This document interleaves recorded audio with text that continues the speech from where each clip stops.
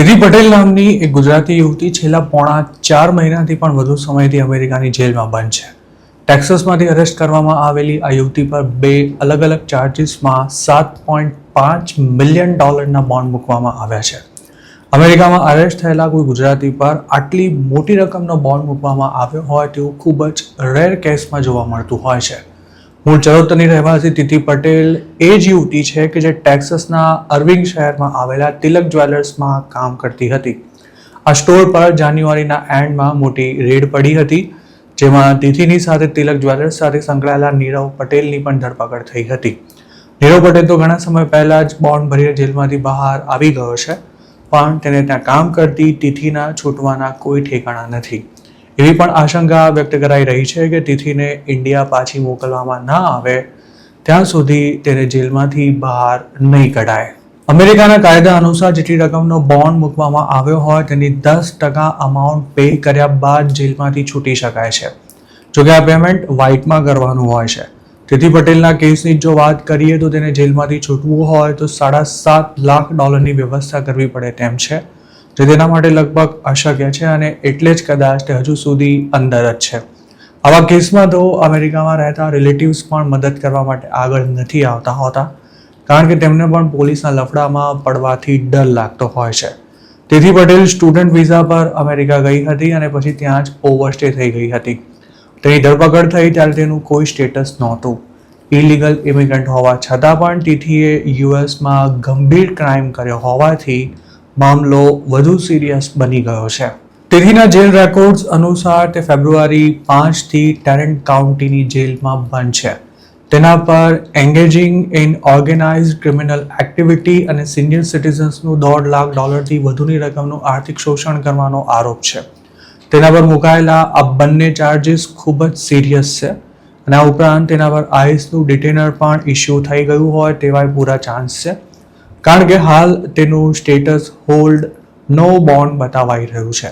મતલબ કે જો તિથિ પટેલ બોન્ડ ભરીને જેલની બહાર આવી જાય તો પણ આઈસ દ્વારા તેની ધરપકડ કરવામાં આવી શકે છે, કારણ કે તે ઇલીગલ ઇમિગ્રન્ટ છે.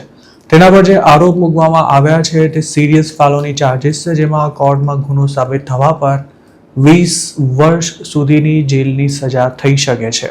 એવી પણ ચર્ચા છે કે તિથિ પકડાઈ તે જ વખતે ટેક્સાસમાંથી ચરોતરનો અન્ય એક યુવક પણ પકડાયો હતો. આ યુવક પણ ચોરીના ગોલ્ડની હેરાફેરીમાં મોટા પાયે સંડોવણી ધરાવતો હતો અને તેનું કામ જ 2 નંબરી ગોલ્ડને એક સ્ટેટમાંથી બીજા સ્ટેટમાં ટ્રાન્સપોર્ટ કરવાનું હતું. સૂત્રોનું માનીએ તો કેનેડાવાળી લાઇનથી અમેરિકા પહોંચેલા ચરોતરના આ છોકરાએ એટલા બધા પૈસા બનાવી લીધા હતા કે તે લાખો ડોલરમાં રમતો થઈ ગયો હતો. તેણે યુએસમાં જ રહેતા પોતાના ઘણા દોસ્તોને સસ્તામાં ચોરીનું ગોલ્ડ પણ વેચ્યું હતું. જોકે આ યુવક હાલ ક્યાં છે તેમજ તિથિ પટેલ કે તિલક જ્વેલર્સ સાથે તેનું કોઈ કનેક્શન હતું કે કેમ તેની કોઈ ઓફિશિયલ માહિતી કોઈની પણ પાસે નથી. અમેરિકામાં ચાલતા પાર્સલ કાંડમાં વૃદ્ધ વિક્ટિમ્સ પાસેથી દર વર્ષે જે લાખો કરોડો ડોલરનું ગોલ્ડ પડાવાય છે તેનો વહીવટ તિલક જ્વેલર્સમાં થતો હોવાની આશંકા હોવાથી ગુજરાતીની માલિકીના આ સ્ટોર પર 2026ની શરૂઆતમાં રેડ પડી હતી. આ કાર્યવાહી એટલી મોટી હતી કે અમેરિકામાં રહેતા અને 2 નંબરી ધંધા સાથે સંડોવાયેલા સૌ કોઈ ગુજરાતી ફફડી ગયા હતા. તિલક જ્વેલર્સથી શરૂ થયેલી તપાસનો રેલો ટેક્સાસ સિવાયના અન્ય રાજ્યો સુધી પણ પહોંચ્યો હતો, જેમાં મિલિયન્સ ઓફ ડોલર્સના કેશ અને ગોલ્ડ જપ્ત કરવામાં આવ્યા હતા. એક સમય હતો કે જ્યારે ટેક્સાસમાં રહેતા ગુજરાતીઓ તિલક જ્વેલર્સમાંથી જ જ્વેલરી ખરીદતા હતા, પણ આ સ્ટોરમાં ચોરીના સોનાની કથિત હેરાફેરી થાય છે તેવા સમાચાર આવતા જ લોકો ચોંકી ગયા હતા. આ ઘટના બાદ તિલક જ્વેલર્સનું નામ એટલું બદનામ થઈ ગયું હતું કે હાલ આ સ્ટોર જ ટેમ્પરરી બંધ થઈ ગયો છે અને તે ફરી ક્યારે શરૂ થશે તે પણ કંઈ જ નક્કી નથી.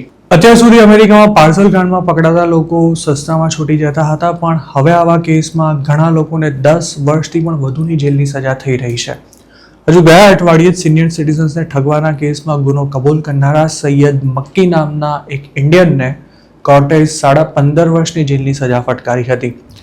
ટ્રમ્પ સરકારે એપ્રિલ 7ના રોજ નેશનલ ફ્રોડ એન્ફોર્સમેન્ટ ડિવિઝનની શરૂઆત કરી હતી, જેનું કામ જ અમેરિકન સિટીઝન્સને ઠગતા લોકો સામે કડક કાર્યવાહી કરવાનું છે. થોડા દિવસો પહેલા જ એક કેસમાં દ્રષ્ટિ પંડ્યા નામની Gujarati green card holder parcel લેવા જતા રંગે હાથ પકડાઈ ગઈ હતી અને હાલ તે ઇન્ડિયાનાની જેલમાં બંધ છે, જેના પર $5 લાખ બોન્ડ મૂકવામાં આવ્યો છે.